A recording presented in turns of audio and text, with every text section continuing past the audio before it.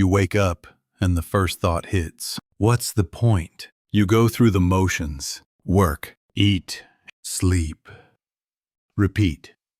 But underneath, there's this hollow feeling that won't go away. Nothing feels meaningful. Nothing feels worth the effort. You look around and everyone seems to have it figured out. Their goals, their purpose, their reason for getting up. But you see through it all. The jobs are meaningless. The achievements are empty. The whole system feels like a joke. Friedrich Nietzsche felt exactly this. And he didn't try to fix it. He said something that will shock you.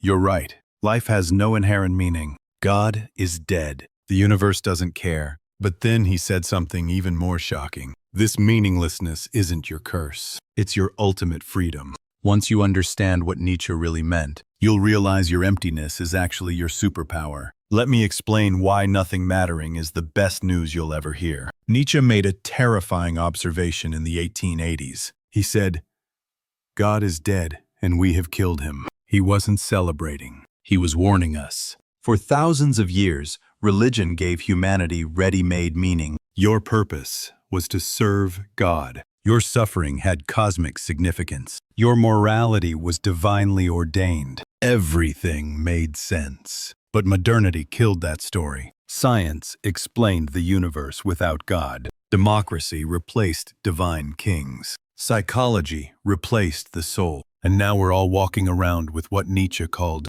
the God-shaped hole, trying to fill it with work, success, relationships, Instagram likes, Netflix, anything to avoid the void. But here's what Nietzsche realized that changes everything. The void isn't a bug, it's a feature. He wrote, "One must still have chaos in oneself to be able to give birth to a dancing star. Your meaninglessness is your canvas. Your emptiness is your freedom. For the first time in history, you get to create your own meaning. Not inherit it, not follow it, create it."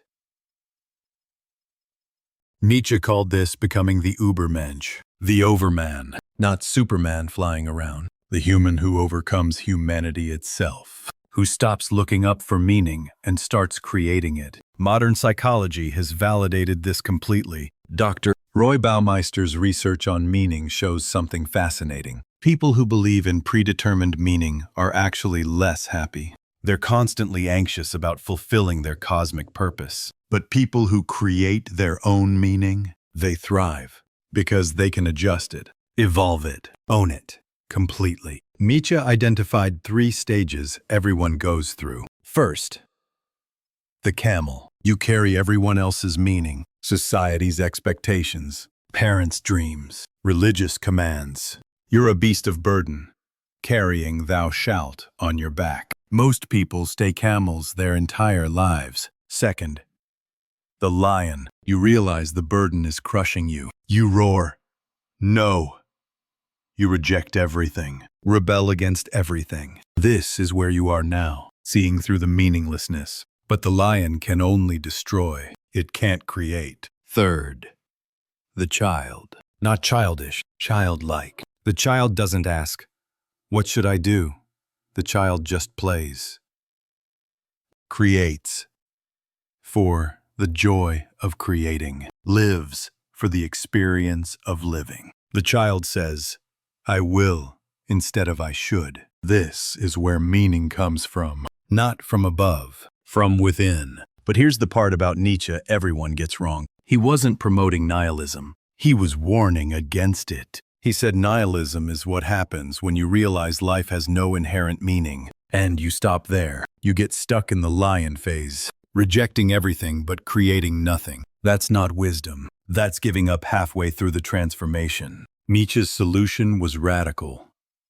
Amor fati, love of fate, not accepting your fate, loving it, choosing it. He wrote, "My formula for greatness is amor fati, not merely to bear what is necessary, but to love it." This isn't toxic positivity. It's something much deeper. If this philosophical revolution is clicking for you, hit that subscribe button now, because what I'm about to share is Nietzsche's practical method for creating meaning. And trust me, you'll want to hear this. Like and subscribe to join this philosophical journey. Nietzsche developed what he called the eternal recurrence test. Imagine a demon appears and tells you something horrifying. You will live this exact life infinite times. Every joy, every pain, every boring Tuesday, exactly as it happened, forever, on repeat. Would you curse the demon or thank him? Most people would be horrified. Their lives feel like prison sentences. One round is enough.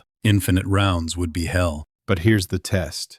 What would you need to change to genuinely want to live your life on eternal repeat? Not a different life. This life, with all its pain and problems, that's your compass for meaning. Because meaning isn't about avoiding suffering.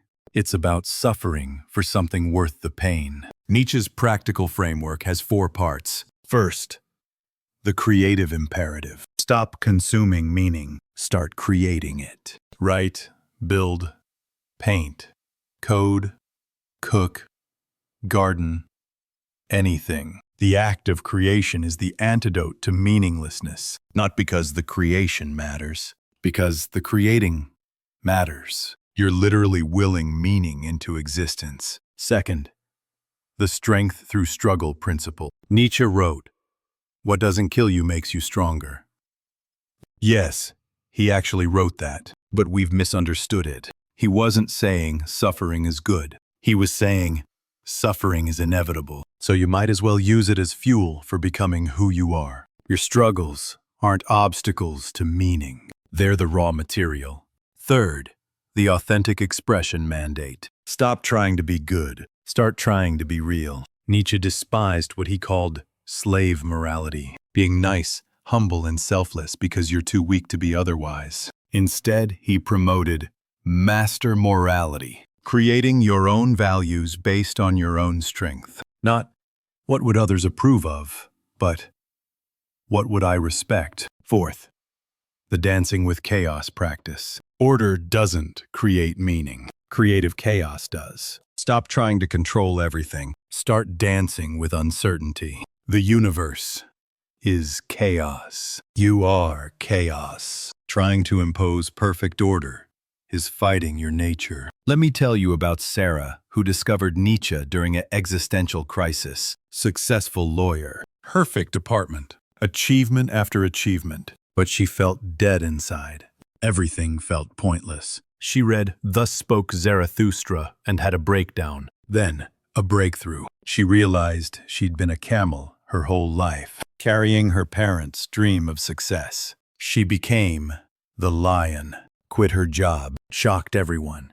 But then came the hard part, becoming the child. She started sculpting, not to become an artist, just to create. She was terrible at first, but she loved being terrible. For the first time, she was doing something with no external purpose, just the joy of shaping clay with her hands. 6 months later, she started teaching sculpture to kids with disabilities, not because it was meaningful, but because it felt alive. She created her own meaning, and it was enough. Nietzsche said something that still gives me chills. He who has a why to live can bear almost any how. But here's the radical part. The why doesn't have to come from outside. You can create your own why, and that why is just as valid as any why handed down from heaven. Actually, it's more valid because it's yours. The universe doesn't owe you meaning, but that's not depressing. That's liberating. You're not failing to find your purpose. You're free to create any purpose you want. You're not lost. You're free. So free, it's terrifying. So free, you'd rather be enslaved. To a job, a relationship, a belief system, anything, rather than face the dizzying freedom of creating your own meaning. But once you embrace it, everything changes. Your depression isn't a disease.